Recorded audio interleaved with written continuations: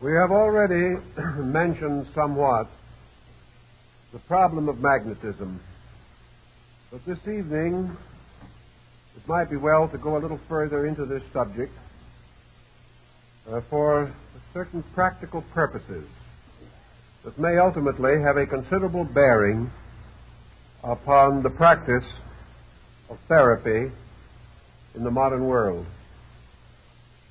We are all becoming increasingly aware that what we call the science or art of medicine is coming inevitably to a dead end.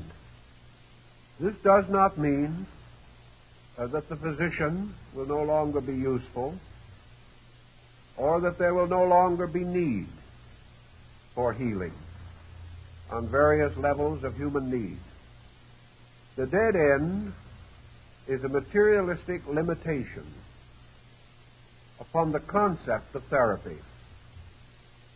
It is not going to be possible to continue to lock from our consideration those parts of man's constitution which are real though invisible, nor shall we be able to indefinitely neglect an investigation of those forces around us which, though unseen, have a continuing effect upon our lives.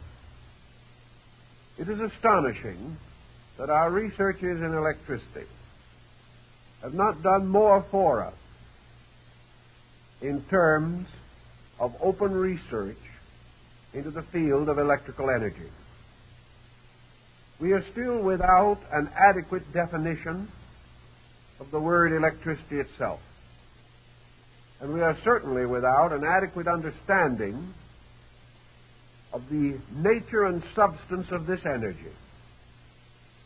Assuming that such knowledge is not available to man, we have contented ourselves to define forces according to their actions or the consequences which they produce, and have been willing to remain indolent so far as exploring the actual nature of these forces, perhaps under the general assumption of an inevitable defeat, that we may not be able to know these substances or energies due to the inability of our own faculties to grasp their meaning or to explore their operations and laws. Yet from early time, men have intuitively sensed that which they were not always able to rationally describe or explain. And among these who have possessed intuition on this subject, a quantity of knowledge has come to be accumulated. This knowledge is largely true, but this is one of those so-called unfortunate truths for those who have held to such truth are themselves persecuted, humiliated, or ridiculed. Like Paul, they are births out of time. They belong to a generation of greater enlightenment than our own.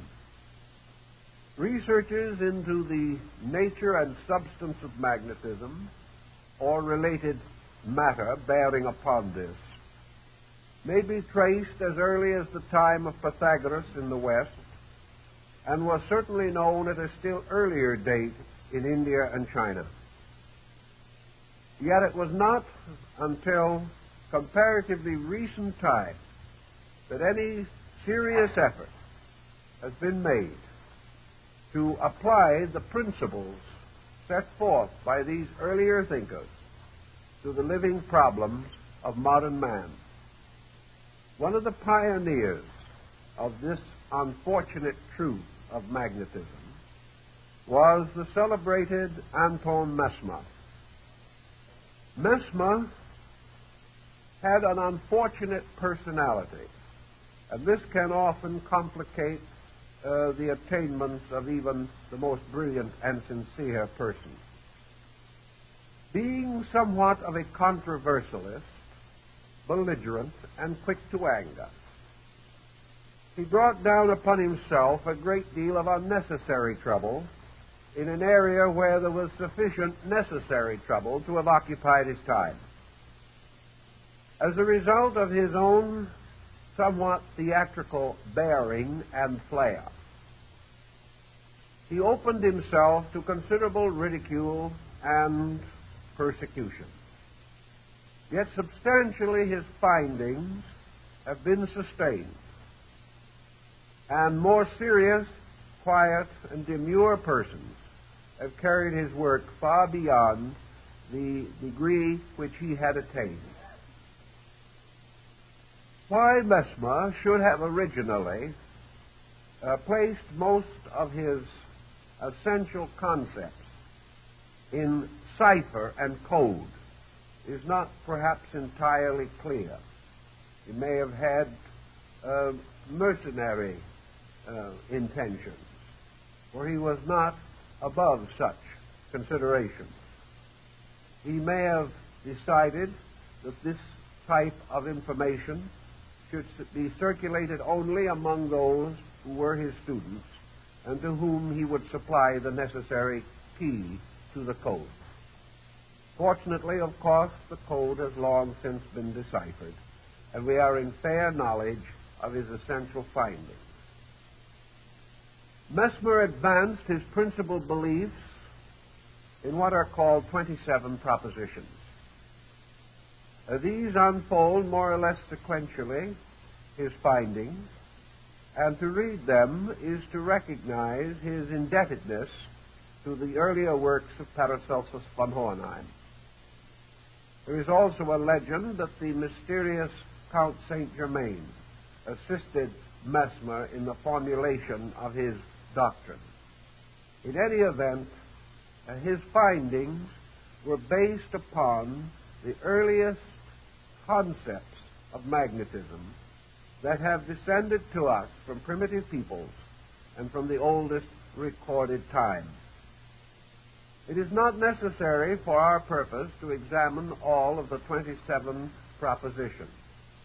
But for sake of accuracy, I would like to read to you the first and second propositions, which I do think has a bearing upon our problem this evening. If I have any trouble in reading it, it's because I scratched it hastily and I'm not always able to decipher my own cryptogram. But I will do the best that I can. His first proposition is, there exists a mutual influence between the heavenly bodies, the earth, and living bodies. That is what he calls his first proposition. The second is the extension of this to the field with which we are concerned. A fluid, universally diffused and continued, so as to admit no vacuum, whose subtlety is beyond all comparison, and which, from its nature, is capable of receiving, propagating, and communicating all of the impressions of motion, is the medium of this influence. Now, these are his two basic propositions or hypotheses. He follows, as we have said, the concept of Paracelsus and the Arabs, that what we call the atmosphere, or the intervals between planets and suns on luminaries, that this entire area is filled with a mysterious fluidic substance. This perhaps is the famous ocean of Thales upon which he believed the earth floated. And according to him, earthquakes were caused by someone rocking the boat. Now this might again be closer to the truth than we know if we consider this field of magnetic energy motion. It is already suspected that seismic upheavals may be due to electric or magnetic causes. This also may be the mysterious sea described by Heraclitus, who declared that souls coming into generation first passed into a strange, humid substance, moist but invisible, which enclosed the earth, and which, to a measure at least, communicated itself to the earth through the precipitation of rain. This humidity, carried by water, was, however, separate from and superior to the fluid in which it was carried. Socrates described water as consisting of a mass of minute, solid, dry units, and that the flowing of water was the falling of these units over each other in an endless concatenation. All of these speculations carry us likewise to the belief that the sun was the principal source and regulator of the magnetic fields of the solar system, and that by extension all energy or magnetic motion arose from the sun, and that its alternations, variations, polarizations, fluxes, and influxes were due to motions, tides, or various changes upon the sun or within the construction thereof. We would be inclined to go a little way along this road in recognizing the effect of sunspots, which would represent, therefore, some change upon the surface of the sun, which produced marked modification on the earth and among the creatures that inhabit the earth. When we know that sunspot maxima are carefully and eternally noted in the rings of trees, we can also realize that this phenomena does have certain terrestrial significance. Mesmer then went with Paracelsus to the theory that as all forms in nature exist within this humidic magnetic field, that all these forms likewise have a magnetism of their own, have their own magnetic fields, which are subservient to that of the earth and the sun, and also are subject to a certain modifying negative influence from that solar light which is reflected from the surface of the moon, which forms a different kind of magnetic energy. That the human body should be thus supported by a magnetic field was evidently known to peoples also in the past. Many individuals have existed who possess some degree of native psychism, who had a measure of vision beyond that of the more conservative human. These have recorded continuously through the centuries the appearance of a light, vapor, or field of energy surrounding the human body, which has come in mysticism to be called an aura, but which might just as easily be regarded as a magnetic field. Under certain conditions, almost anyone can, to a degree, perceive this aura, or can become aware and sensitive to its existence. And it is quite possible that this magnetic field is very important as a possible means of communication between man and other forms of life in nature, which communication up to the present time has been considered impossible.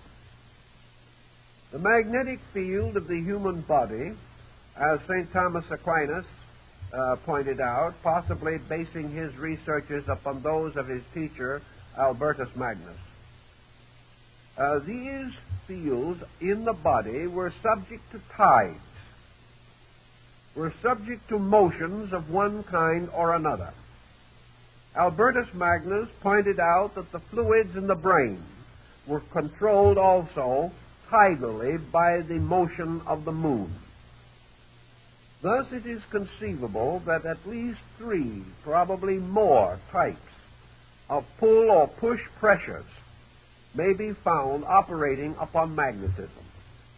One of these, of course, is the sun, which in its motions and in its various internal mutations certainly affects magnetism, affects the earth in many ways, and it is probably the magnetic field rather than the actual light which is responsible for the phenomenon of the seasons.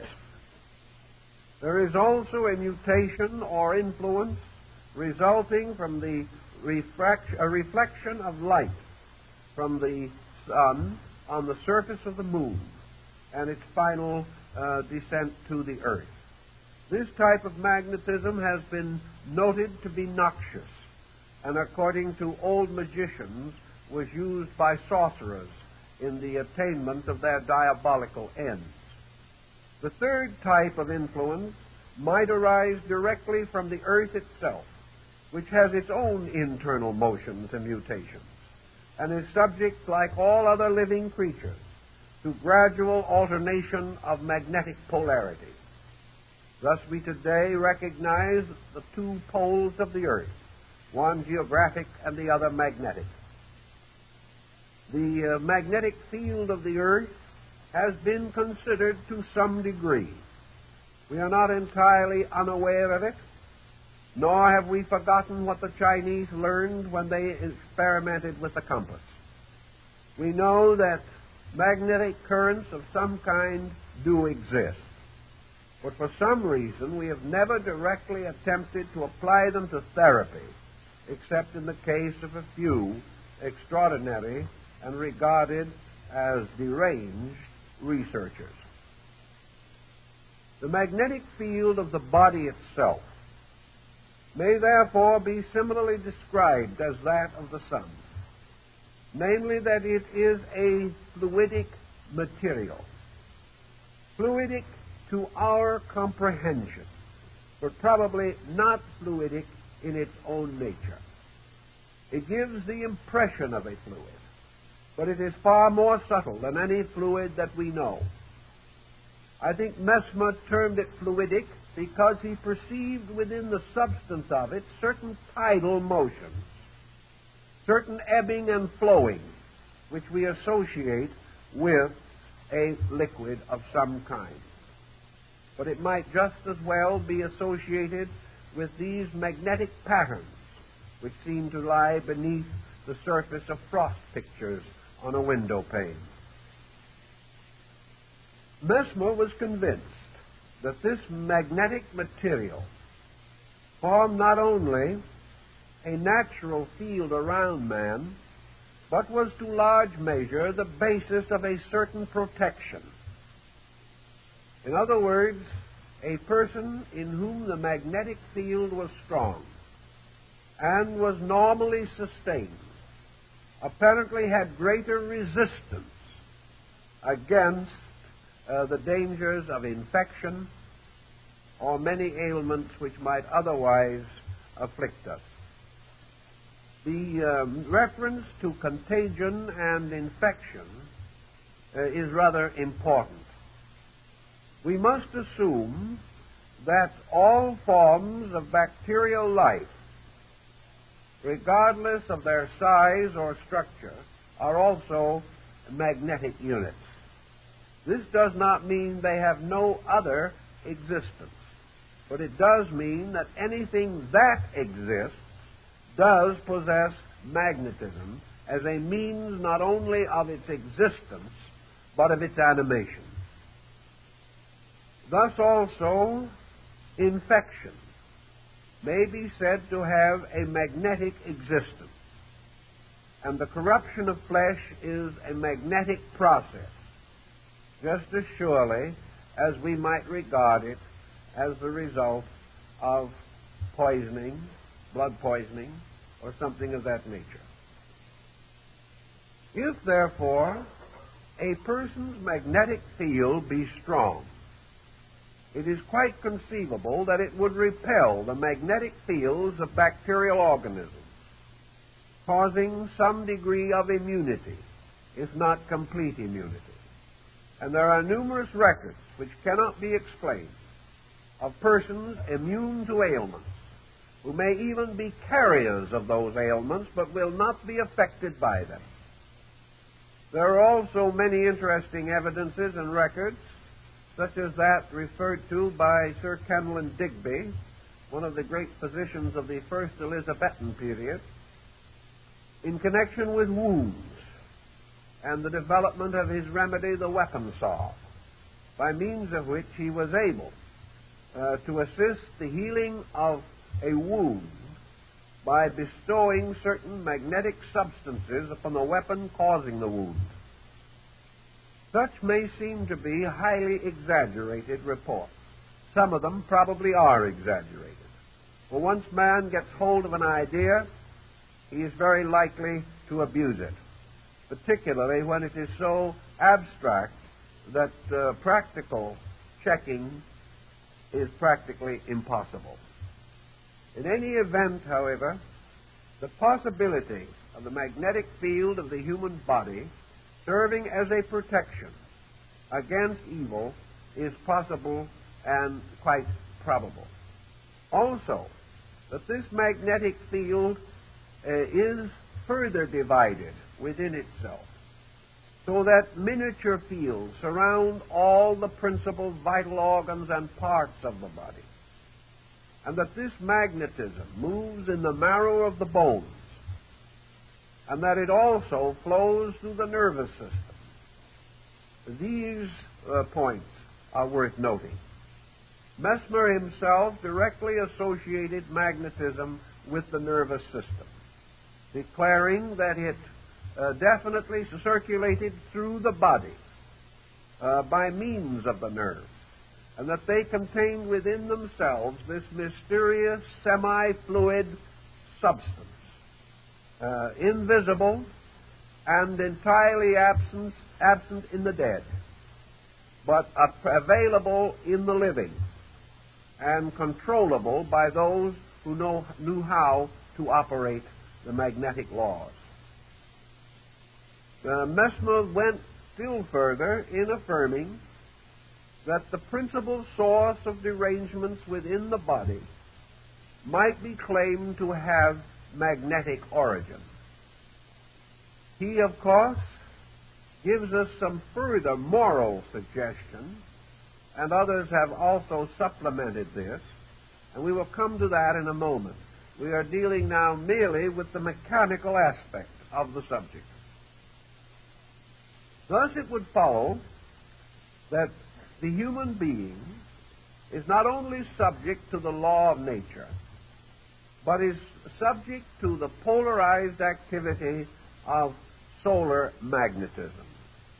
Perhaps this is what Plato implied when he declared that the earth and its people pass through alternating periods of fertility and sterility, and that these periods correspond to the ages of the ancients. These periods may likewise correspond to the yugas of India, the divisions into various degrees of spiritual fertility with which the ancient Brahmins measured the duration of the world. In periods of sterility, as Plato points out, not only does vegetation and all of the natural qualities of the earth languish to some degree, but there is a marked deterioration in the life of human beings. In periods of sterility, he points out, there are not many great and true leaders. There are not many enlightened mystics and philosophers. There are few indeed great artists, musicians, and creators. In these periods of magnetic sterility, the human being loses something of his overtones and therefore finds the struggle to solve the mystery of his own existence far greater than in more fertile periods. When, however, the solar system moves into an era of fertility, all things flourish, and the vegetation becomes more abundant. And with the vegetation, the consciousness of man becomes more notably elevated, and he is more creative and productive, not only in the physical matters of life, but in those which relate to the mind, the heart, the emotions, and the soul. If such periods in the magnetic field may be related to the sun, it is likewise evident that there must be lesser cycles moving within this greater one. One such cycle would be that of the moon, another of the earth itself, and still other cycles imposed by the very duration of the human structure and by the various seasons of man's life, as referable to the 7 ages of man and to the climacterics which mark the various divisions of human life. Thus, Mesmer tells us, the available magnetism at any given time may not be the same as at some other time. These currents, with their various tidal motions, may bring abundance or scarcity. And we might wonder, perhaps, the possible relationship between this humid or peculiar, subtle fluid and the researches now being carried on in atomic fission. It is quite conceivable that if there should be damage or danger rising from the development of these electronic and atomic explosives, that this danger might lie in their disturbance of the magnetic field. If they succeed in disturbing the magnetic field of the earth, the effect will very likely be conveyed to the magnetic field of man. Therefore, he will not experience his difficulties from the outside, but will experience them in terms of his own available energy.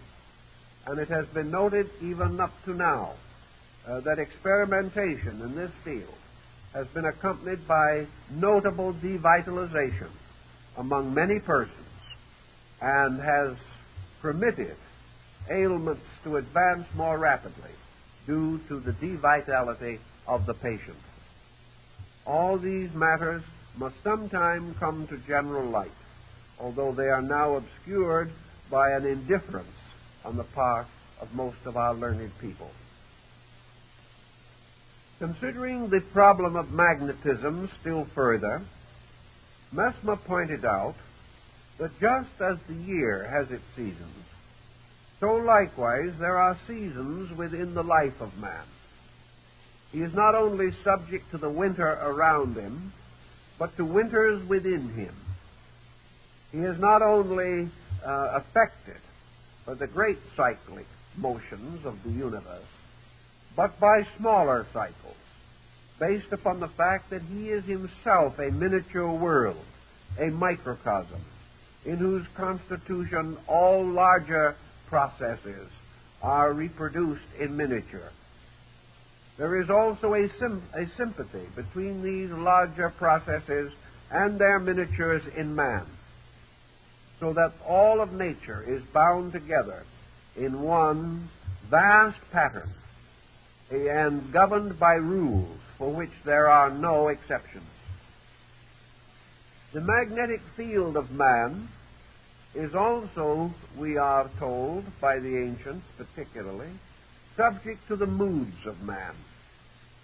And just as it is possible that universal mutations are due to universal moods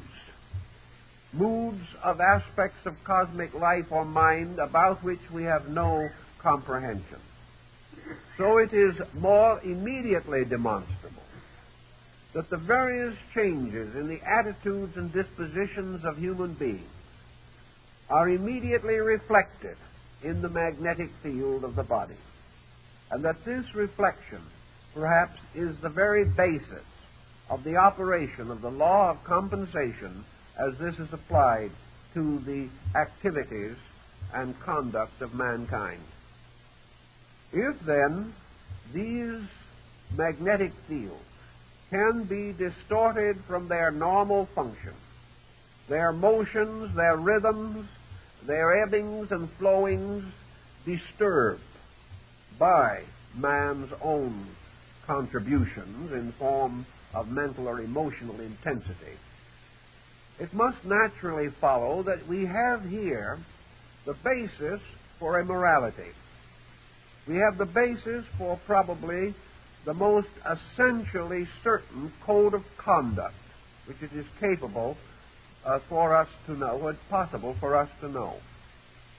For example, if any attitude results in an unfortunate mutation in the magnetic field, that attitude must be wrong, so far as man is concerned.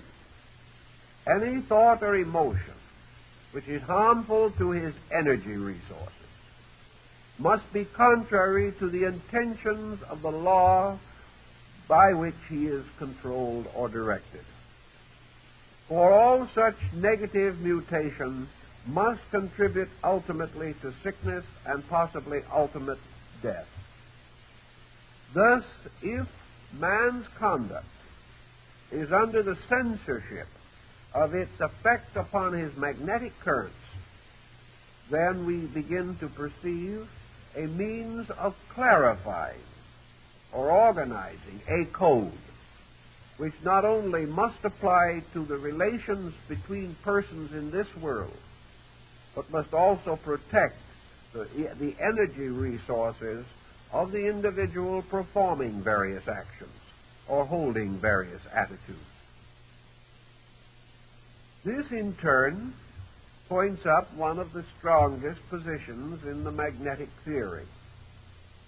The moment it is conceived to be possible that man's energies can be influenced by his conduct, we then begin to approach a field of therapy. For we have established a valid law, a law by which we can develop certain propositions, beliefs, ideas, formulas, methods for the practical administration of that law. We mentioned before this idea of the river and the water wheel, and that someone discovering the tide of the motions or the flowing of the river resolved to improve his own estate by putting a wheel there and allowing the waters to turn his wheel and thus activate certain instruments or implements which he used. In the same way, once we become aware of the laws of magnetism, we are able to use this substance for certain advantages.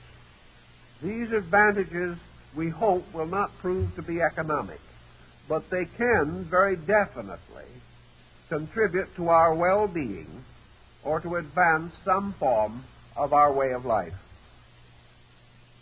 If these fields can be more thoroughly explored, we shall then begin to recognize a number of practical working solutions. Mesmer suggested a few, and based upon his concepts, we can point out his idea that each person having a magnetic field and two persons coming close together, if these fields are sympathetic, the magnetism flows not from one person to the other, but through both persons, creating thereby a sympathy or an ability to be near with comfort. If, however, these magnetic fields are antagonistic, then the magnetism of each person is turned back upon himself, the result being an instinctive antipathy, a failure of friendship, or a failure of a desire to become acquainted with someone. It is also suspected that so-called inanimate objects, have magnetic fields. And recent experimentation with certain hypnotic drugs, by means of which temporary psychic vision was artificially produced, has shown that certain things which we regarded as inanimate do have a life or energy of their own. That therefore we may discover magnetism in rocks, that we may find it in wood even after it has been built into a table, that we will discover it in foodstuffs even after they have been cooked, that we shall find traces of magnetism everywhere, and that this magnetism may also be traced in terms of sound. Hashish eaters of the Near East and India, those using this drug, report that they can see words coming from persons' mouths, and that these words have forms and energy radiations.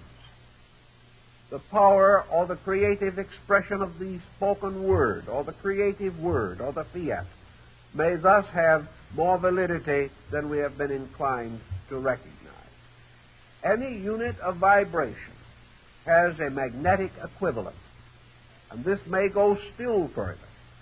It is conceivable that ideas have magnetic fields, that archetypal patterns, whether in nature or in man, are magnetic, that dream experiences are more or less sustained by magnetic energies, and that many very subtle things are actually magnetized in one way or another. Paracelsus pointed out the magnetism of geometric forms, patterns, and solids. And other experimenters have found the magnetic emanations related to color, and have also been aware that colors create certain areas of conditioning within a magnetic structure. So does music. And practically every expression of art has its magnetic equivalence. Thus the subject, which seems to start as a rather small and perhaps highly specialized one, develops gradually into a large and general theme. For the moment, however, let us consider the possible effect of the intricate psychological pattern of man's behavior upon his magnetic structure. As man has moods, these moods may be likened to the moods of nature around him. Within man there may arise tempests. There may be terrible volcanic eruptions. There may be periods of doldrum. There may be exceedingly high temperature or low temperature. All kinds of things can occur which influence the climate of the human personality. All these influences react upon the magnetic energies available to the sustaining of the body. If these reactions are excessive, or if man's mental or emotional pressures pollute his magnetic reservoir, it is obvious that his body may in time be corrupted. Thus, habits may be measured in terms of their influence upon magnetism, or the possibility that their regular occurrence or reoccurrence may cause the gradual depletion of the energy available to certain functions of the human body. Paracelsus was convinced that the diseases of man constitute a formula, that this formula means that there is a relationship, an exact and specific relationship, between the various aspects of man's consciousness and the afflictions which burden his flesh. He did not feel that we could merely say that man's attitudes poisoned his magnetic core, and then this poison merely distributed itself through the body, wreaking havoc here and there. He held that each attitude has a particular effect, and that this effect in turn will be symbolically set forth through a particular function, process, structure, or organ within the human body.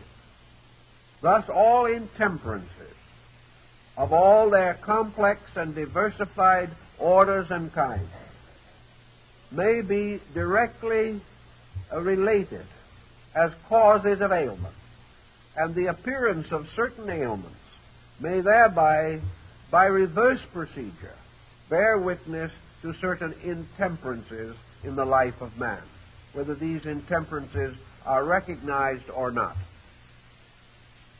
Out of this thinking has come a doctrine which is somewhat reminiscent of that of the Indian yoga, namely that salvation for all things lies in non-interference.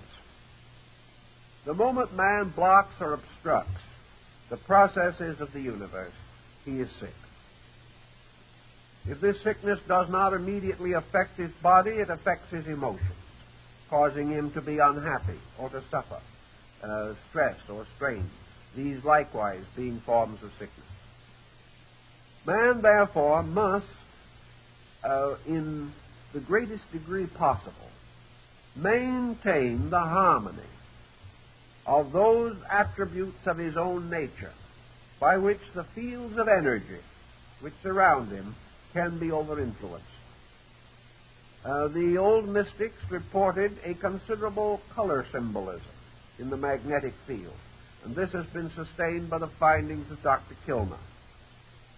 It is therefore possible to say that the moods of the individual result in color mutation in the magnetic aura or energy field. That these mutations may also take on geometric or symbolic form, and that every attitude of man has a kind of existence in magnetism as an artificially created creature. Of such creatures were the elementaries of Paracelsus, as distinguished from elementals. Elementals were to him the nature spirit.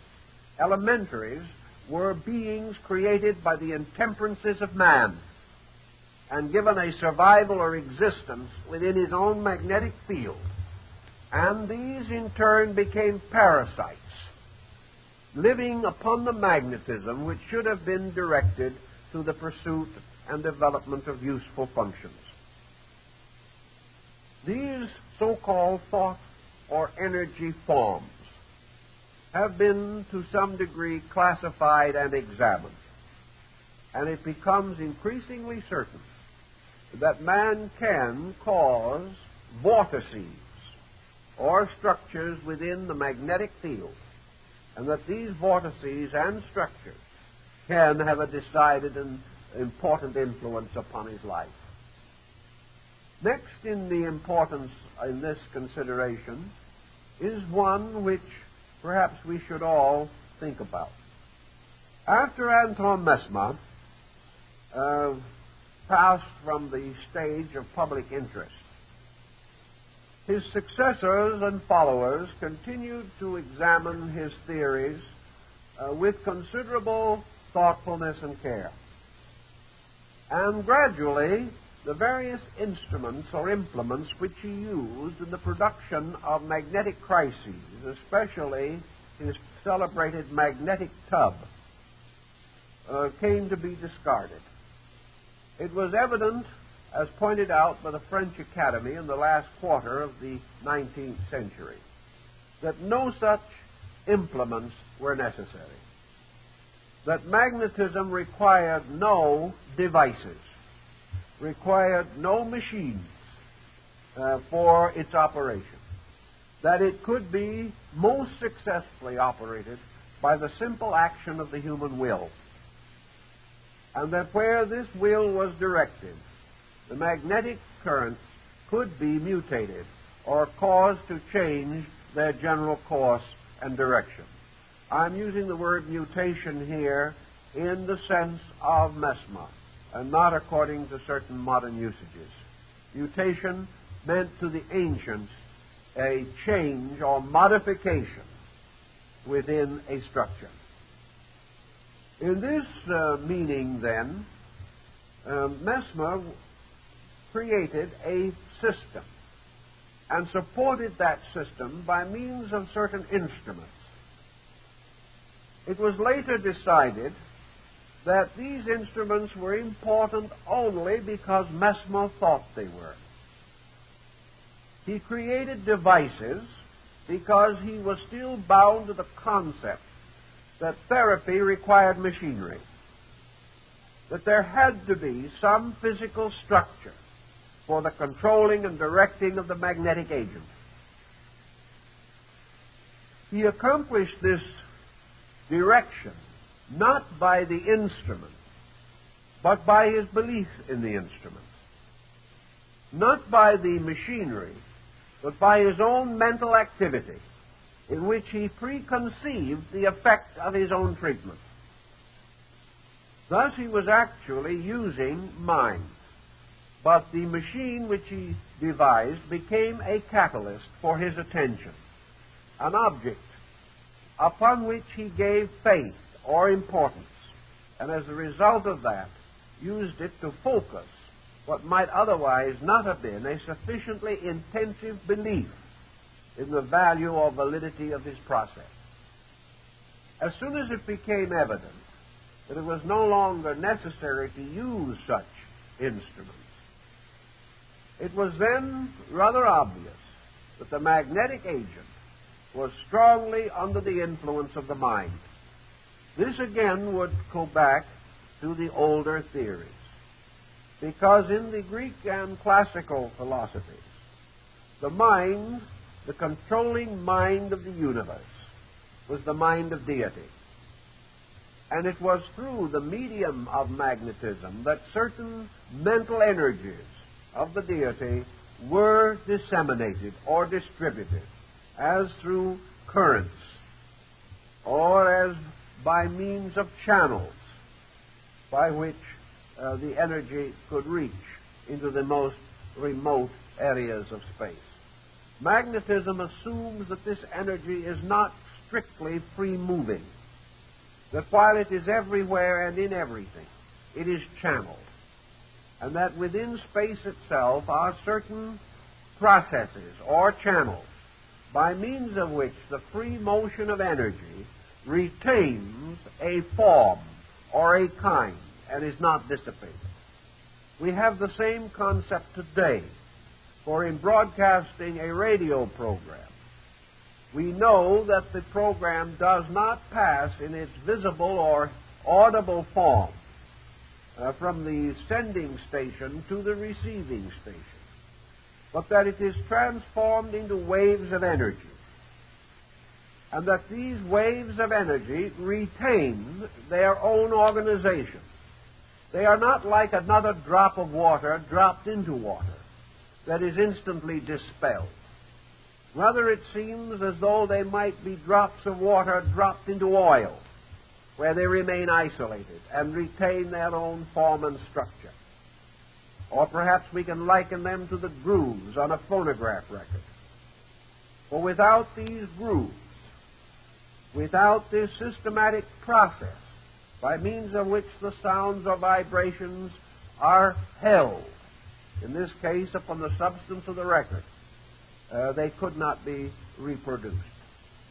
Thus, in nature, the magnetic substance also supplies this medium of carriage, and later became associated with the great so-called medium of science, the hypothetical substance, ether, which was used without much understanding to explain other mysteries still less understood.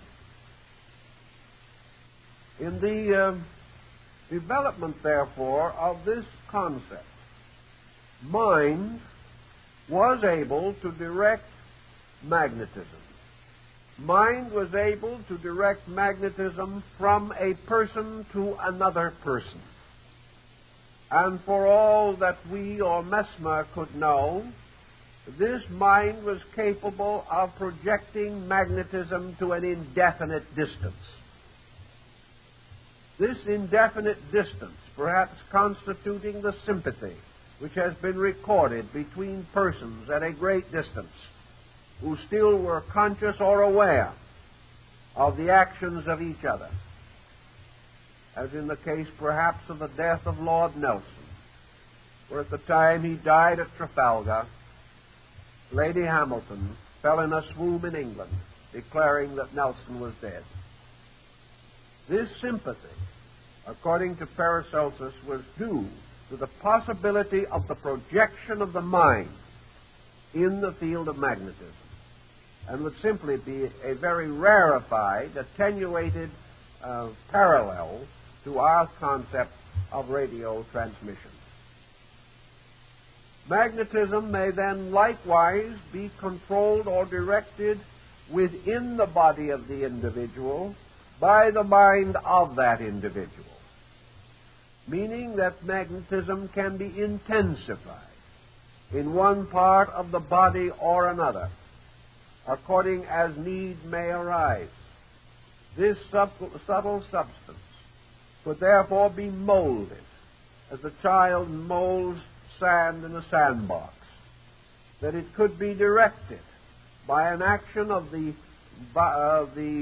volition, of the animate will, and could be caused to be greater in one part of the body than in another, or could be reduced in one area, so as to effect whatever remedy might be needed. Nature, apparently, has done this itself.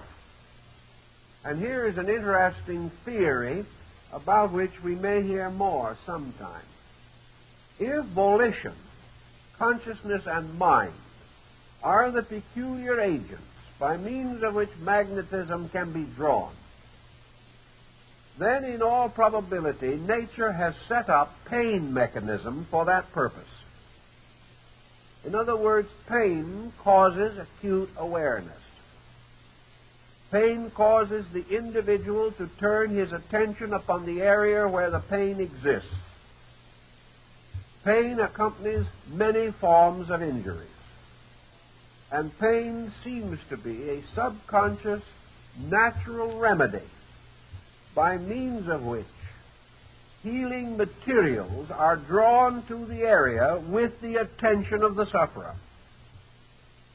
Pain sets up a local voice, a local vibratory rate, and to this area with which we have become peculiarly aware through pain, energy has a tendency to flow. As an example of the truth of this particular point, we can mention that hypnosis will cause the person to be unaware of pain in an area, or become aware of a pain in some other area where it does not exist. Therefore, pain is essentially a mental phenomenon. This phenomenon, furthermore, has to do with the need of energy. And wherever this pain occurs or is set up, the person gains a greater awareness of that particular area. In the old researches, the simile is to the man who hits his thumb with a hammer, that instantly magnetism moves into that area. Actually, for a moment, the individual forgets himself and remembers only his thumb. His consciousness centers upon his thumb. And with the center of consciousness moves the energy or magnetism. Therefore, a very heavy congestion of magnetism containing necessary elements of energy gather at this point. As the pain resides, the individual becomes less aware of this particular area and is no longer conscious. that it is giving him trouble. Other things besides pain can cause the gathering of energy. If these other things are not relevant, if there is no real need of energy in the area to which it is suddenly drawn in an exaggerated way, it will set up tension or hypertension. We know in the pharmacopoeia that there are certain medications which, if taken by healthy persons, will make them sick. But if taken by persons suffering from certain ailments, will assist to remedy that ailment, or will bring immediate relief. It is, for example, rather well noted that a person suffering from extreme pain may use certain narcotics with comparative safety, but if he uses them without the pain, he is very likely to become addicted to narcotics. In magnetism, the same principle seems to hold true. Wherever man turns his attention, particularly within his own body, he is apt to embarrass this rather shy and retiring structure. For instance, the man who becomes stomach conscious, or who becomes too much interested in some function of the body, is likely to disturb that function by drawing to it energy which is not required. A singer, becoming too conscious of the structure of the throat and the technique of voice production, will have difficulty in singing and will lock his voice. Whereas if he becomes completely absorbed in his music and becomes unaware of his own existence, he will sing with relaxation. These seem to indicate not mere tension, but tension drawing materials.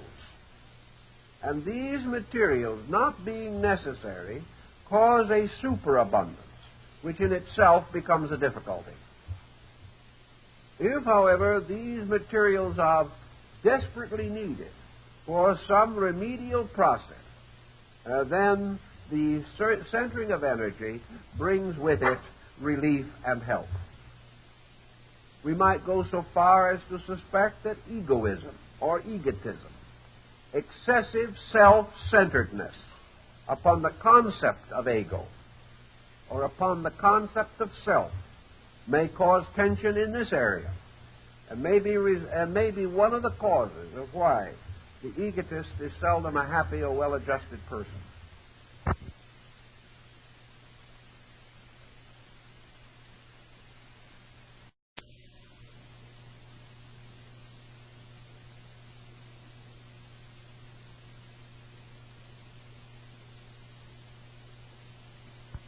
Centering energy where it is not necessary, where it literally and actually does more harm than good. Energy is to be centered only for emergency, and when it is otherwise centered, it is of little value. Also, the magnetic field becomes an immediate carrier of mental impulse, much more rapid, much more powerful than any conscious process can be. A good example of this is learning to play the piano. The individual must go through a considerable preliminary period of training. The purpose of the training being to gradually eliminate hand consciousness. As long as he must guide his hands by an active process of volition, he will be slow and stumbling in his music. When, however, he reaches the point where the hands react automatically to the impulses of the mind and will, so that they become comparatively unknown to him, but serve him effectively, then he becomes a more satisfactory artist. It seems then that mental energy can be carried almost instantaneously to any part of the body where it is needed, and that this subjective method of communication with the parts of the body is more necessary and more important than any conscious willing of these parts to perform a specific action.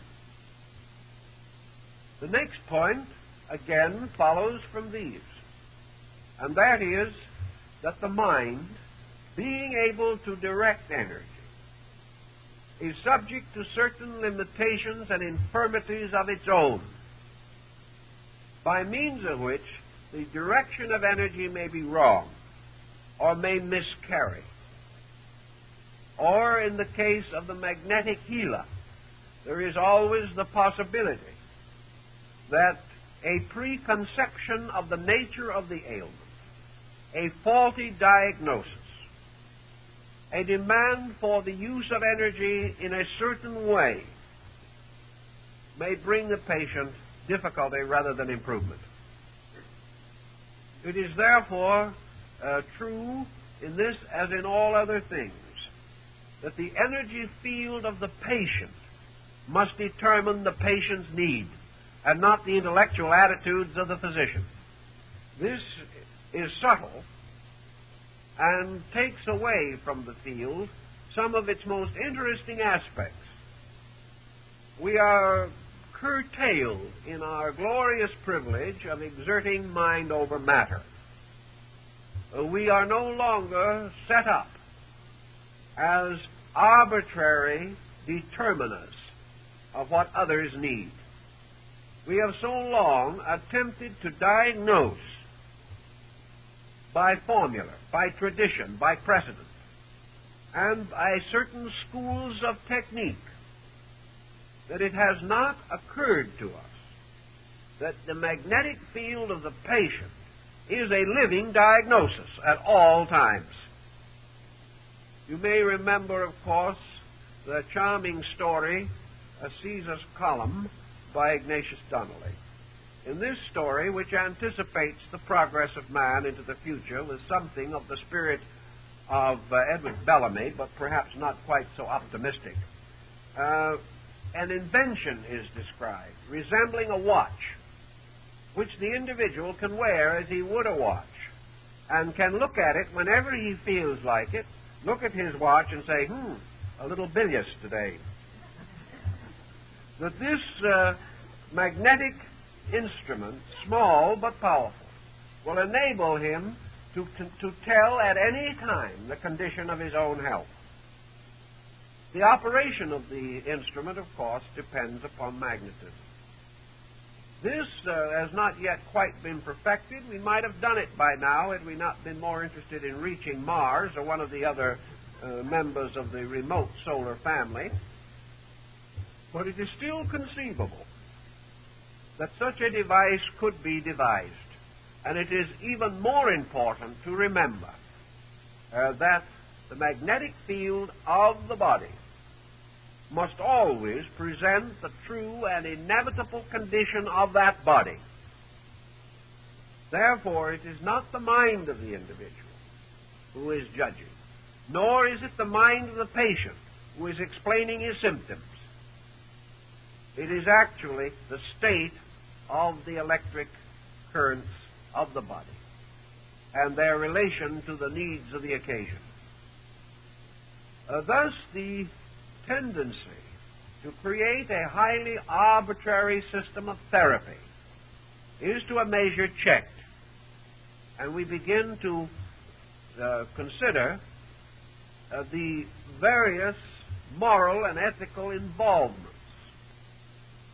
The individual can recover only when he ceases to cause his own sickness. If he ceases to cause it, he in all probabilities will be gradually relieved of its symptoms unless the damage has gone too far. Then he may be assisted, or he may be beyond assistance, as the case may be. But certainly the condition of the body is the result of a certain psychic pattern pressed upon the body by what Böhme calls a seal, the seal of the composite archetype of the character itself. The magnetist approaching this has only one of two or three courses open. He must either develop that kind of internal sight by means of which he can read the magnetic field accurately. And this particular ability is not always possible. He has a second recourse, and that is to merely provide the body with an additional amount of energy, derived either from his own body or from some adequate source of magnetism. There is a third possibility, and this is perhaps the one that can come the closest to our present comprehension, and that is that it is conceivable and possible for the individual to feel or to sense without seeing, to know as though intuitively the condition of the magnetic field of another person. He thus is given the impulse. It may come into him and be interpreted with extraordinary clarity. In some cases, magnetists have actually experienced in various parts of their bodies the very pains from which their patients suffered. More usually, however, it is a kind of mental recognition, a recognition like a flash of inspiration, a recognition which is a sudden knowing, which would seem to imply, in turn, that the magnetic field of the other person was capable of sending a message or transmitting a message, which, flowing into the magnetic field of the physician, was transformed into a mental idea. Many so-called magnetic healers of modern times have described their abilities to diagnose as being this intuitive method, or this extraordinary circumstance of suddenly feeling in the corresponding part of their own bodies the ailments from which the sufferer complains. This type of cognition is itself apparently a transmission of magnetism through the nervous system. The next interesting phase of our problem begins the study of what can we do to take the place of thinking in order to control by the mind or by some attribute of consciousness the function of the magnetic field, either our own or someone else's.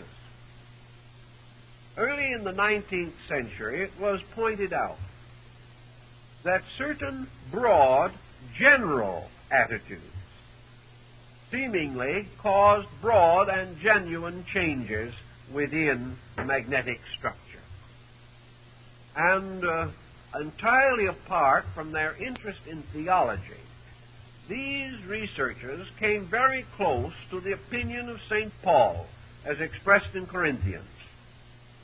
For it was learned through experience that the three most powerful emotional or mental projections by means of which therapy could be attained in the magnetic field were the three attitudes of faith, hope, and love.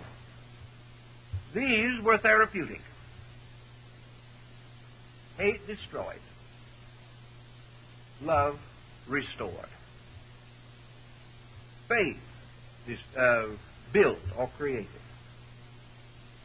Fear or lack of faith destroyed. Hope was a creator. Despair, a destroyer. Now, in our conscious living, these various attitudes stumble about in almost constant confusion. At one moment we are hopeful, and the next we are fearful. In one moment we have faith, and in another moment we are faithless. But let us assume certain principles and see whether they make sense, perhaps better sense than we suspect.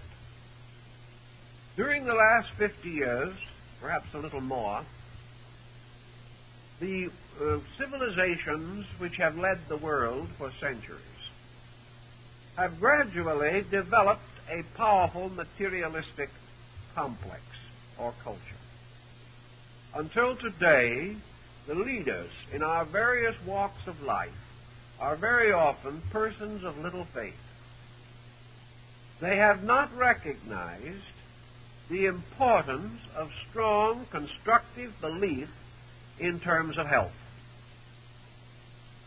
Having lost much of their religious anchorage and having no firm ethical structure to take its place or to even help to compensate for its loss, we find it quite conceivable that the general lowering of the level of simple faith, faith in good, faith in right, faith in truth, faith in God, that the losses in these forms of faith might very well result in a general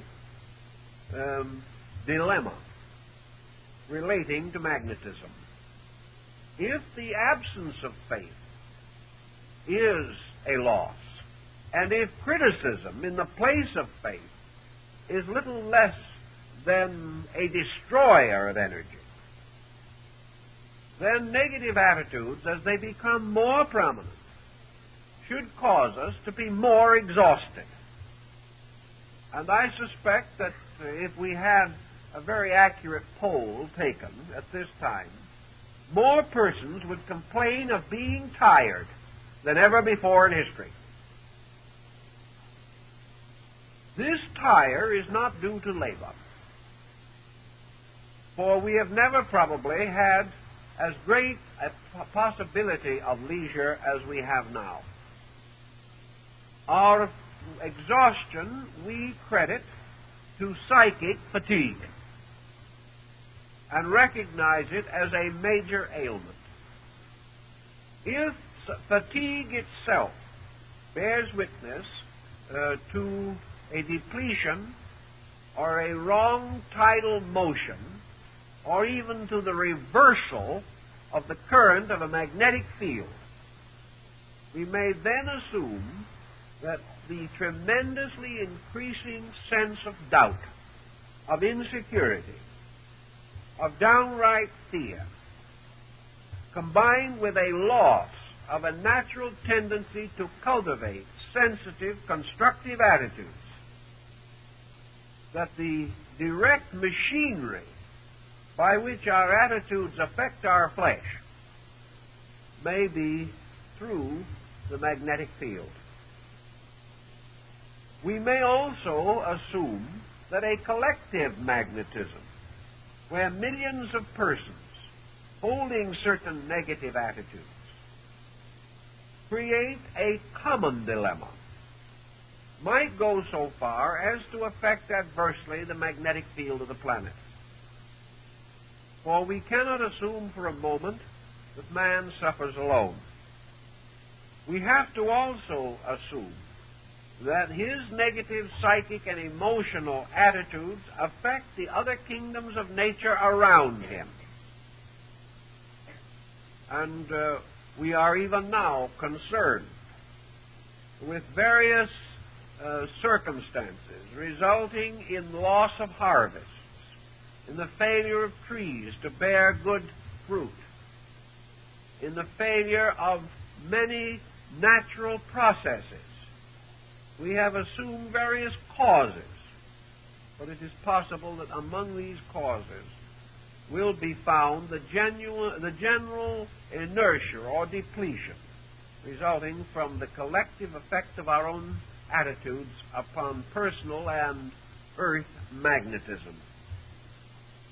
This may sound far-fetched, but it is no more far-fetched than the radio sounded 100 years ago, had anyone dared to discuss such a possibility. We are in an age where we are becoming aware of the sensitivities of life around us. This awareness must open us to considerations of substances and facts not hitherto regarded as legitimate or important. If then hope, faith, and love are therapeutic attitudes, it becomes evident that we have a scientific reason for faith. We have the proof that faith developed in man at some remote time because he intuitively recognized the need of faith. That faith came not from the imposings of the clergy, but came originally from the interior need for comfort. Not spiritual consolation alone, but simple physical comfort. That the individual then began to organize these primitive impulses to the formations of creeds and codes. This we can accept. But because all primitive peoples make use of various magical forms involving the control and directing of magnetism, even now, we may suspect that they were aware of the important facts. We talk of the importance today of a good attitude. We think of it, however, largely as a platitude. We have the feeling that if we have a good attitude, other people will like us better, that we will be more popular. This is no doubt true. But is this friendship that results from better attitude merely based upon this external situation, or is it based upon the change in the magnetic field which can be intuitively recognized by others? We know that persons of various temperaments have had adventures in life which would signify or indicate that their internal natures affected those around them. It is a common problem, for example, that does not infrequently arise, that certain physicians and nurses have better effects upon patients than others. This effect cannot be based upon appearance, for one may be as prepossessing as another. It cannot be based upon efficiency. They have all received more or less equal training. We may say that it could be based upon the attitude of the doctor or the nurse. But in some instances, they are at least certainly not aware of their attitude and are very hurt and disappointed when the patient does not respond favorably. Yet it is almost a certainty that if we leave a certain nurse with a certain patient, he may not recover. Something is wrong that cannot be corrected by efficiency, kindness, cheerfulness, or anything that we know. There seems to be an antagonism on the level of the magnetic field. Thus, certain persons in all relationships can be fortunate or unfortunate in terms of their own magnetism. Does this mean that such magnetic attractions and repulsions are inevitable? Does it mean that certain persons will never be able to get along together? Does this, to a certain degree, reflect itself in the comparatively high rate of divorce from which we suffer today? Is incompatibility, at least in part, an element of magnetism? I think it can be in a good many cases. There are also indications that there are people who cannot get along together, who will not be able to, or will never be able to make a sufficiently great adjustment in their own characters that they will be able to become compatible. This occurs not only in the more intimate associations, but also in business and in social activities. There are people that will never be drawn to each other. And if they are accidentally brought together, there is no spark of friendship or recognition. There is only, at best, an indifference. Now, the problem of indifference also plays a part in our magnetic theory. Energy moves with interest. It moves with concern. It moves with all kinds of active attitudes. It does not move, however, from indifference. Indifference is the ultimate degree of detachment.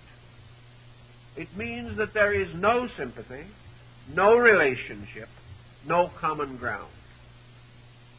It does not necessarily stand for an antagonism in the magnetic fields, but it very often prevents any interest or direction of energy by means of which an acquaintance or an association can be improved. Now, in religion, mysticism, philosophy, in these situations, indifference has never been regarded as a virtue. And when we refer to a certain kind, shall we say, of detachment, we do not imply indifference. Indifference is so completely lifeless that it calls and draws nothing. And quietude, or the suspension of attitudes, is not indifference. Indifference represents failure to report any stimulation or any activity of interest.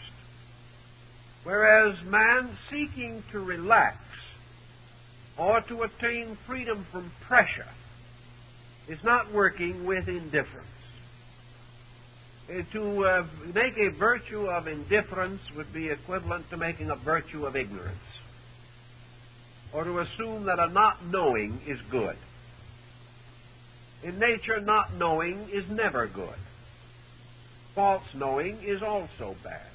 Right knowing is very important.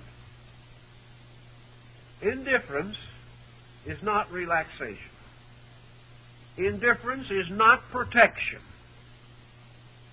And the individual who becomes indifferent or attempts to get out of a situation by departing from it, physically and psychologically, will gain little benefit for himself.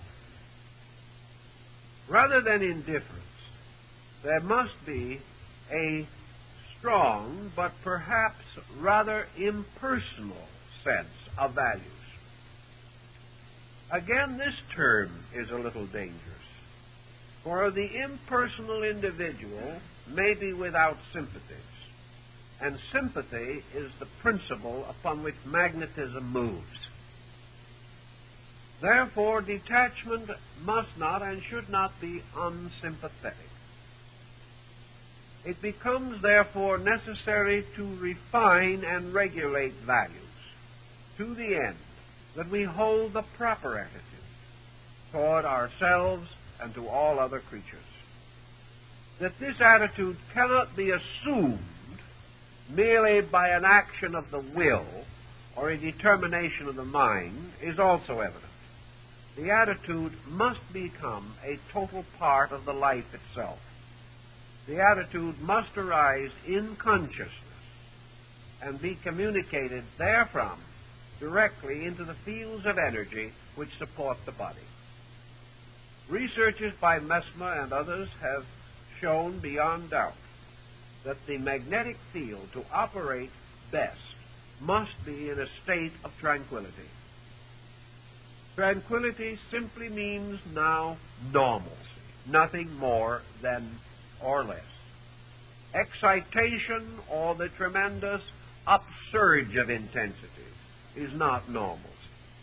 Depression or the reduction of energy to the state perhaps of inertia is not normal.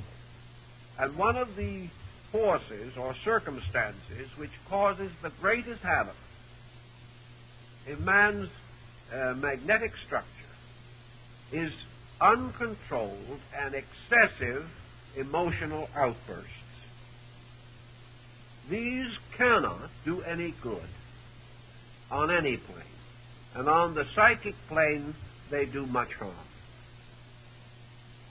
This causes people to say, but these outbursts are natural to us. We might also say, by looking at the available text, particularly the World Almanac, that sickness and death are natural to us. Very few of us get out of this world alive, at least in terms of our physical existence.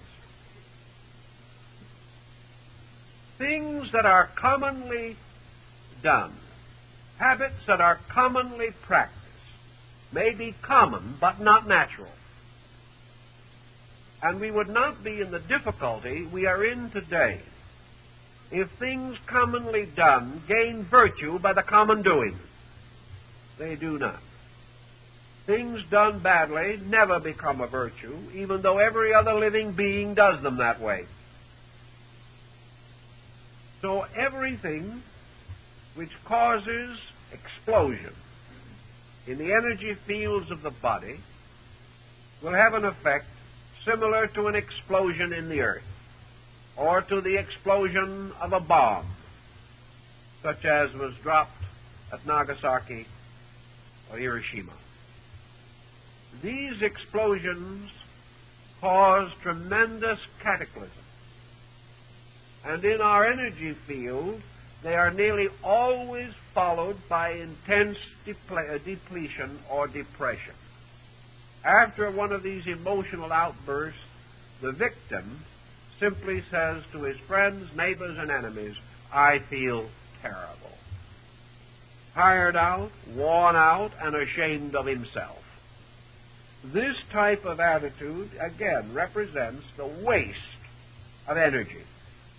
And as energy is life, the waste of it is bad, especially bad when this waste, as in the case of an excessive outburst, immediately reacts upon the body, injuring its fabric, and thereby hastening its ultimate dissolution.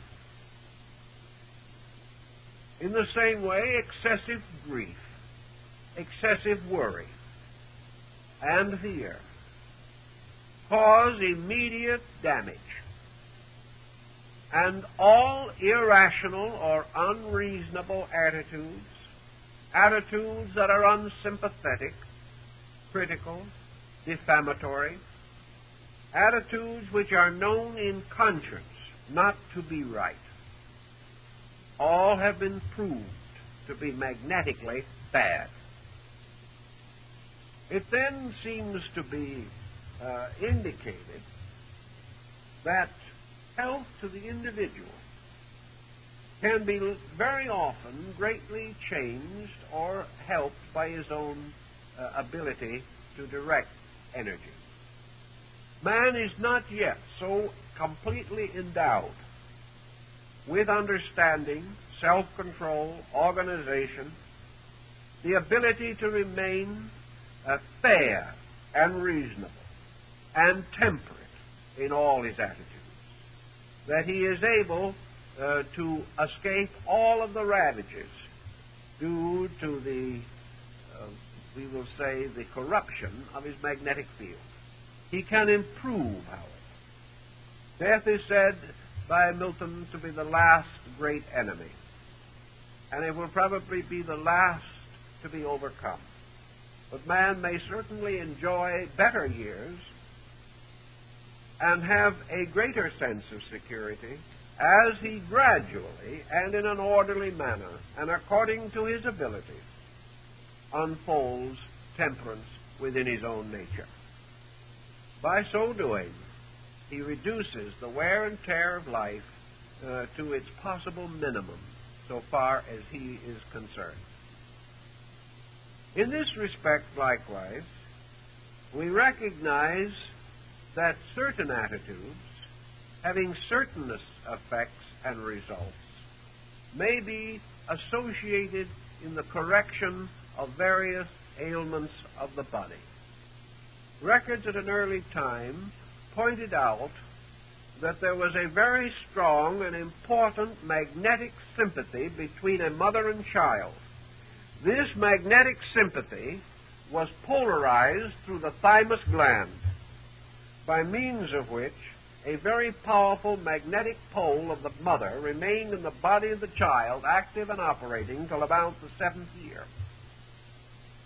Up to that time, maternal concern for a child can have greater effect and more immediate consequence than any other period of life. And there are definite cases in which a mother, confronted with a child desperately ill, has practically brought that child back to life by the immense concentration of its own devotion upon that child. There are also cases by reverse action, for it is by the sensitiveness of this gland that the child is psychically aware of the most secret emotions and thoughts of the mother, and may therefore be subjectively affected. It is in this case particularly important that the parent maintain, so far as is possible, a good attitude, a peaceful and tranquil attitude, at the time in the life of the child when the parent is most tempted not to have such an attitude due to the burden and pressure of the occasion. Thus, we may say that parenthood becomes a great test in magnetism. And we can't expect too perfect results, but any improvement will be appreciated by all concerned. Because the child at that time, bound through the thymus gland, is practically like an identical twin with the mother. And almost any thought or emotion of the parent will move into the child's mind. The child at that time is far more receptive to these thought and emotion pressures than to any word or visible example which the parent may give. Actually, as the thymus gland becomes symbolic, therefore, of a kind of psychic umbilicus between parent and child, so as the human being grows into his physical and intellectual maturity, most of the connections between his physical body and his magnetic field are associated with the other glands of the endocrine chain. The thymus gradually becomes non-operative in the normal person, and where it remains operative too long, it produces serious consequences. The particular area of the magnetic field in the human body is the spleen. And in the area of the spleen, these currents focus or center from the sources of energy supply. From the spleen, they form their own central dynamo and begin to radiate outward to form the magnetic field of the body. Most of this magnetism is therefore centered, as we pointed out before, in the abdominal area. And from this area, it spreads. Depletions of energy may therefore be most immediately recognized in digestion, assimilation, and excretion. And the effect of tension, stress, or negative mental and emotional attitudes upon these areas is particularly notable. For among the first indications of tension is the disruption of the digestive procedure. To restore that, again, is to release or break down tension areas. In another phase of our problem, the magnetic healer is sometimes confronted with an obstruction or a blockage in the flow of magnetism to one part of the body or another. Such obstructions may rise from several causes. They can be psychosomatic, for each part of the body, as Leonardo da Vinci pointed out, has a certain relationship to all other parts. One of the most simple analogies lies in the old distribution of the signs of the zodiac and the planets among the sections of parts of the body as set forth in the familiar old cut-up man of the almanac, who is shown usually with the constellations grouped around him. This association, however, can be carried to much more intensive and definite degrees. Wherever magnetism is blocked, there is either a derangement or there has been a fatigue which has resulted in a process of crystallization. This process of crystallization inhibits the continuance of magnetism even after the fatigue has passed. This means that to meet this kind of a situation, special pressures or concentrations of magnetism may be necessary. As many obstructions in their earlier states are not attended by much noticeable pain, that type of warning which we find in connection with the outer surface of the body, wounds, scars, boils, and things of that type, this type of warning is not available. There is, however, always some kind of warning. And the most common warnings are failures of processes, such as digestion and assimilation, minor disturbances of the heart, sense of tension, nerve, or stress, the gradual loss of the use of a member or part, or the failure of its function in the general biological economy. Wherever such situation arises, the magnetic healer has the tendency to try to exaggerate temporarily the current of magnetism in the body of the patient. Thus, we must assume that a successful magnetic healer must have considerable magnetism available to him. If his own supply is highly limited, or if he is unable to form a channel to the general source of magnetism, he will not be successful long, or if he is, will deplete himself and perhaps wreck his own health.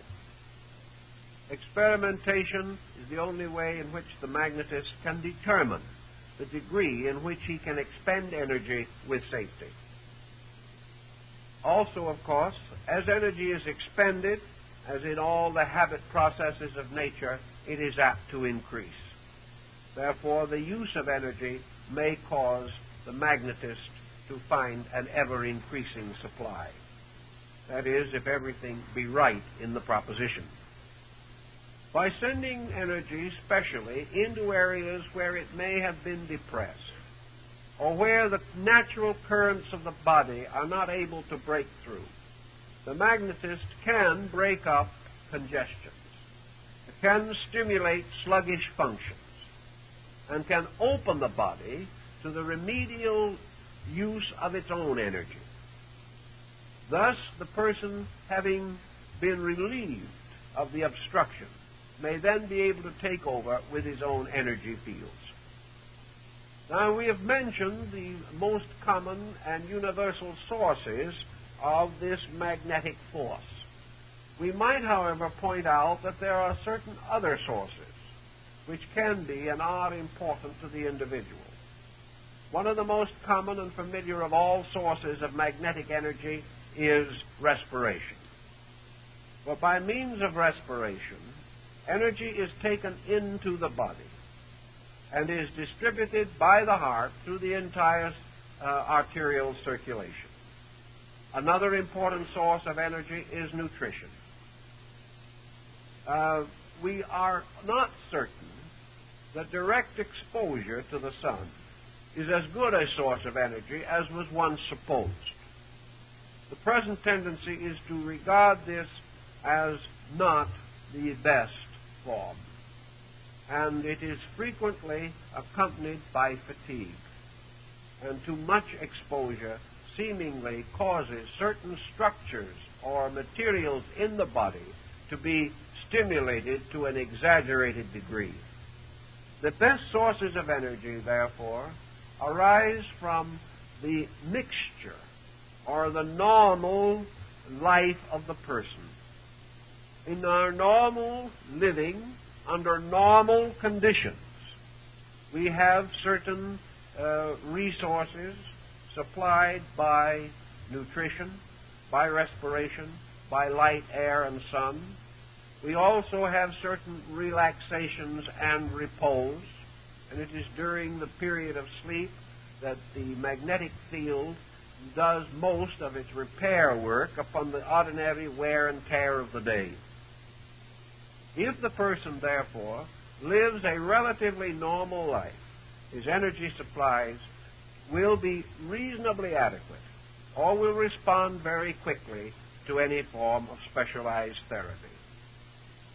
Today, the problem of normal living is becoming a very serious one, and most persons do not feel today that they are living normal and contented lives.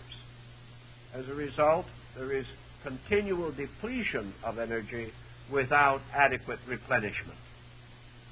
One of the processes of the body, of course, which requires a great deal of energy, is the support of the intricate structure by means of which the mind operates upon the brain. This energy requirement is much greater than that necessary for the use of a pick and shovel, but a more refined type of energy is required. And as this must be refined from grosser forms of energy, it is evident that the refined part will not be as great in quantity as that from which it was refined. Thus, the need for the control and direction of energy resources, particularly at different periods of life, failure to adjust adequately and properly to the changing pattern of years, can result in serious energy depletions. Having once come into a general understanding of the theme or subject under consideration, we can practice in a simple and ordinary way a great many health-promoting procedures.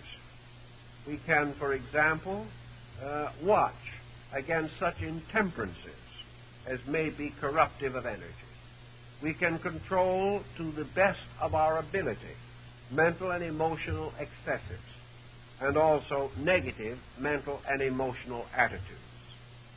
We can seek for that tranquility which is normalcy of function. Every sacred book of the world has preached man's interior peace. This inner peace does not mean stagnation. It means adjustment with life, acceptance of the will of heaven, the recognition of Tao, which in Taoist philosophy becomes a kind of cosmic magnetism, or a universal energy which moves through space through the fields of the magnetic currents. If, as the result of certain specialized problems, we may have certain attitudes, the magnetist will tell us there are things we can do that will help. One of the ways in which magnetism has been controlled, particularly in Asia, is through visualization. Visualization is a process of imposing upon the consciousness the picture of the state of well-being. Visualization, then, in connection with a wound, is the inner process of becoming aware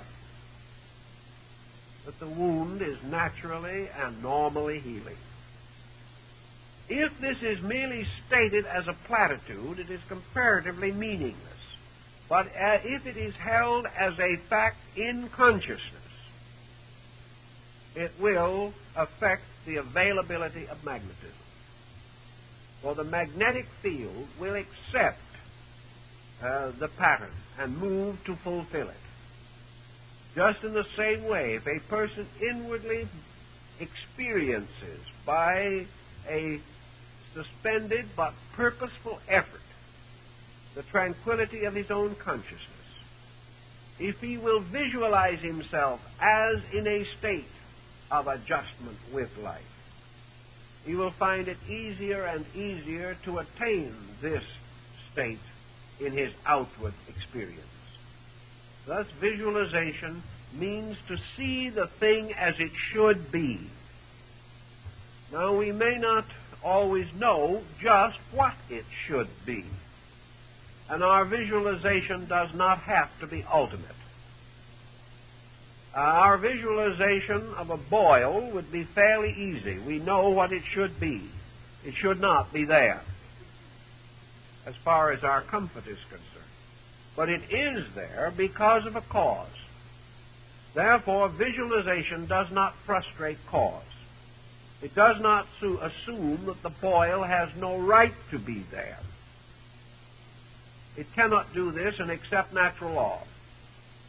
But it does visualize within the person an attitude, a condition, a state of being in which the suspension of negative factors removes the cause of the boil and results in the visualization of that kind of peace of soul and peace of mind which is not likely to cause boils, or if they do exist, will most quickly promote their healing by removing the negative factor, and also by that complete relaxation which permits the energy field to move into the area of the boil and do the remedial work. It is also possible for a person or a magnetic healer to temporarily stimulate the energy field around the boil, causing more magnetism to gather there, and in this way to hasten the processes of recuperation. This hastening is not an unnatural or an abnormal one. It is simply a hastening of the natural curative processes of life itself. In alchemy, one of the ancient formulas was that man perfects nature. Man working as the handmaiden of nature, cooperating with all natural processes, obeying to the best of his abilities all natural laws, releases in his own life and in the lives of those around him all of the energy available in his constitution. This energy moves like a cleansing ocean, magnetism burning up corruption, clearing it, taking it away, returning it to the great mystery of the solar power in which it is incinerated and removed. This energy, if given all possible and reasonable support by man, will do its work better, more quickly, than it can accomplish this work if it must at the same time fight against a group of negative reactions. Thus, therapy begins with tranquility. It begins with the gradual development of this consciousness of hope, faith, and love, by means of which the person achieves a rapport with life itself. And this life, thus coming in without interference or interruption, without being wasted or lost through excessive expenditures that are meaningless, this life accomplishes its perfect works. And it was one of the beliefs of the ancient magnetists that God and nature intended man to be well. Sickness is not any more a natural state of man than war is a natural state of nations or crime a natural state of society. Sickness is the result of man being unable, as yet, to perfectly understand the rules governing health, or in one way or another, for selfish or even unselfish reasons, violating those rules. Such violations may appear to be justified, as in the case of the physician, who may exhaust himself sitting up with the sick. Or it may not appear to be justified, as in the case of intemperance and general waste of energy. But whatever be the cause, the energy that is used in one way cannot be used in another. The more our legitimate demands upon energy may be, the more heavily our profession or our life calls upon our vital resources, the more we must protect these with our attitudes. The individual who does nothing might have greater liberty to make mistakes than the person whose energy is constantly required.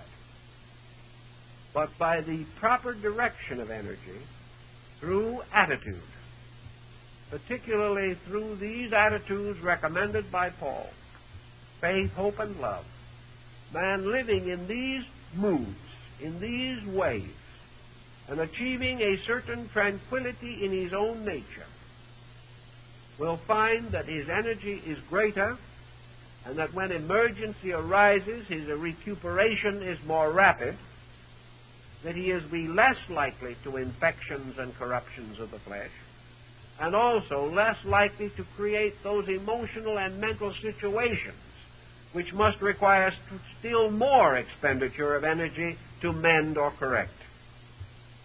Thus, magnetism becomes a kind of conscience, a censorship upon all action. And for those who keep its rules, by obeying the principles of the powers which move and direct energy, it becomes a kindly and helpful friend, a source of life and sustenance. But if it is outraged, it turns upon the person who breaks its rules, not because it does not like them, but because they have set up obstructions to energy. And in religion, to set up an obstruction to energy means to set up an obstruction to God. To set up an obstruction in the body means that there will be somewhere an inadequacy of the soul. So in these thoughts and in this type of thinking, magnetism becomes a field for science, also for philosophy, and for religion. And it becomes one simple key to how the average person can help himself, if he is so minded, in many small ways. And if he can do this successfully in many small ways, he may prevent part, at least, of the need for having something done in a big way.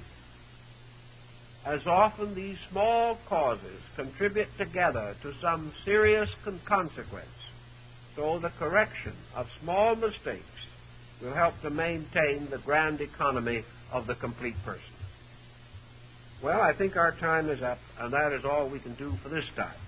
Now we're going to give you 2 weeks' vacation on Wednesday evenings. And then we're going to start a new series here, which I hope will prove of general interest to all of you. I don't have a program of the series at the moment, but I know what they are about. We're going to deal with the problem of the mandalas, the meditation disciplines, diagrams, and symbols of Eastern peoples, as these are used in various religious, philosophical, and mystical researches, conditions, and devotions. And we believe this will be one of the most interesting series we've given, so we hope you'll all be there. And we thank you very much.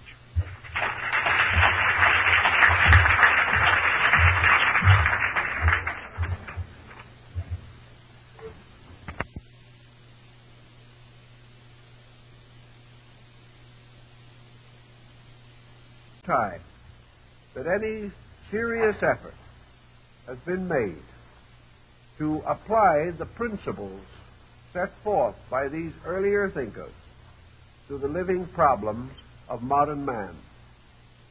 One of the pioneers of this unfortunate truth of magnetism was the celebrated Anton Mesmer.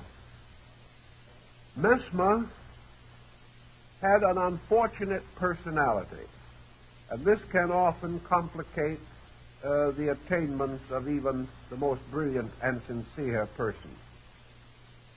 Being somewhat of a controversialist, belligerent, and quick to anger, he brought down upon himself a great deal of unnecessary trouble in an area where there was sufficient necessary trouble to have occupied his time.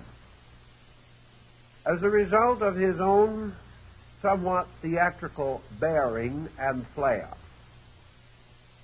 he opened himself to considerable ridicule and persecution. Yet substantially his findings have been sustained, and more serious, quiet, and demure persons have carried his work far beyond the degree which he had attained.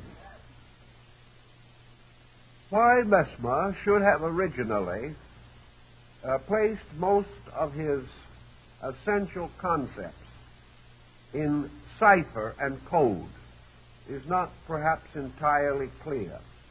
He may have had mercenary intentions, for he was not above such considerations. He may have decided that this type of information should be circulated only among those who were his students and to whom he would supply the necessary key to the code.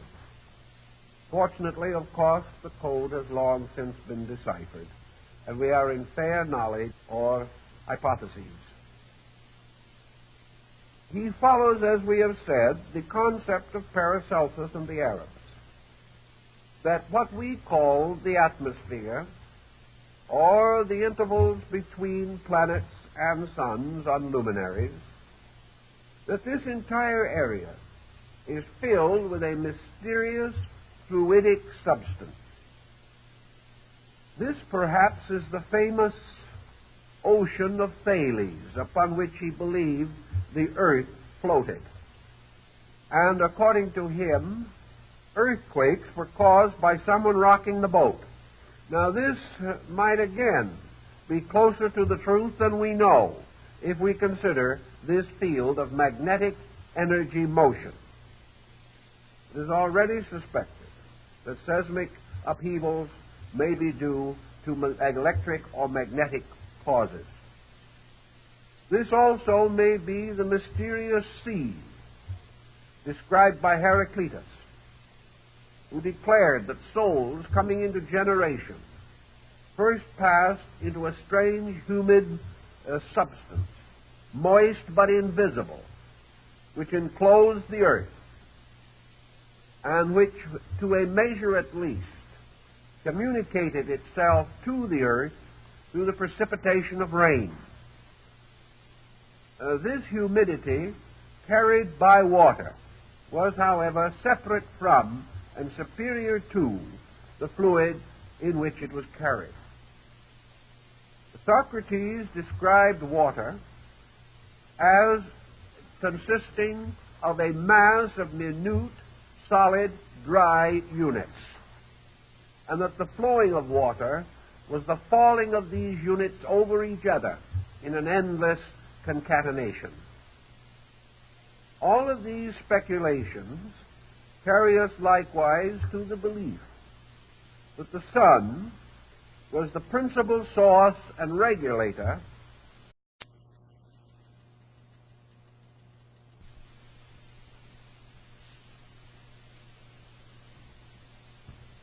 We have already mentioned somewhat the problem of magnetism, but this evening it might be well to go a little further into this subject for certain practical purposes that may ultimately have a considerable bearing upon the practice of therapy in the modern world. We are all becoming increasingly aware that what we call the science or art of medicine is coming inevitably to a dead end. This does not mean that the physician will no longer be useful, or that there will no longer be need for healing on various levels of human need. The dead end is a materialistic limitation upon the concept of therapy.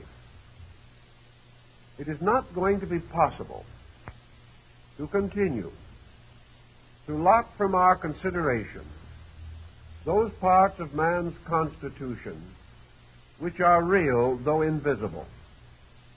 Nor shall we be able to indefinitely neglect an investigation of those forces around us, which, though unseen, have a continuing effect upon our lives. It is astonishing that our researches in electricity have not done more for us in terms of open research into the field of electrical energy. We are still without an adequate definition of the word electricity itself. And we are certainly without an adequate understanding of the nature and substance of this energy. Assuming that such knowledge is not available to man, we have contented ourselves to define forces according to their actions or the consequences which they produce, and have been willing to remain indolent so far as exploring the actual nature of these forces, perhaps under the general assumption of an inevitable defeat, that we may not be able to know these substances or energies due to the inability of our own faculties to grasp their meaning or to explore their operations and laws. Yet from early time, men have intuitively sensed that which they were not always able to rationally describe or explain. And among these who have possessed intuition on this subject, a quantity of knowledge has come to be accumulated. This knowledge is largely true, but this is one of those so-called unfortunate truths for those who have held to such truth are themselves persecuted, humiliated, or ridiculed. Like Paul, they are births out of time. They belong to a generation of greater enlightenment than our own. Researches into the nature and substance of magnetism or related matter bearing upon this may be traced as early as the time of Pythagoras in the West, and was certainly known at a still earlier date in India and China. Yet it was not until comparatively recent of his essential findings. Mesmer advanced his principal beliefs in what are called 27 propositions. These unfold more or less sequentially his findings, and to read them is to recognize his indebtedness to the earlier works of Paracelsus von Hohenheim. There is also a legend that the mysterious Count Saint Germain assisted Mesmer in the formulation of his doctrine. In any event, his findings were based upon the earliest concepts of magnetism that have descended to us from primitive peoples and from the oldest recorded time. It is not necessary for our purpose to examine all of the 27 propositions.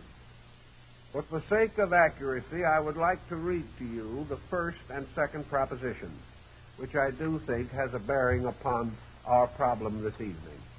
If I have any trouble in reading it, it's because I scratched it hastily and I'm not always able to decipher my own cryptogram. But I will do the best that I can. His first proposition is, there exists a mutual influence between the heavenly bodies, the earth, and living bodies. That is what he calls his first proposition. The second is the extension of this to the field with which we are concerned. A fluid, universally diffused and continued, so as to admit no vacuum, whose subtlety is beyond all comparison, and which, from its nature, is capable of receiving propagating and communicating all of the impressions of motion is the medium of this influence. Now, these are his two basic propositions